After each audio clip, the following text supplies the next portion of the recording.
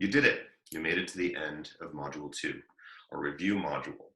You worked through some grammar lessons, some grammar refreshment, I hope, some notes about mechanics, a whole primer on commas. Commas tend to be a tricky thing to remember how many different ways we can use them. Those aren't going to be the only grammar lessons we have throughout this 8-week English 101. The lessons that we have going forward are going to be more tailored toward the challenges you guys face specifically as a class when I sense there is a need for them, but also one-on-one when I address specific things in your work. English 101 is meant to focus minimally on grammar and mostly on critical thinking and organization in your writing. So more important to me is that you know what good grammar looks like.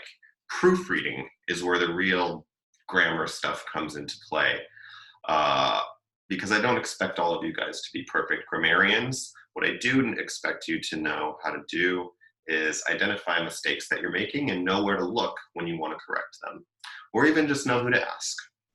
Not that you'll always have someone to ask. You also looked a little bit at MLA format and paper when we're creating our papers, what we want them to look like when we're turning them in. For your purposes, you'll be turning them in as PDFs. And but in your classes going forward, they may require printouts or file submissions. Whatever the format that we've looked at is the proper one and the one that you should be using unless you're told otherwise for any kind of assignment. So in the next unit is where the real work begins. We finally get started on some critical thinking, some summarizing, some paraphrasing, some examining an author and her ideas.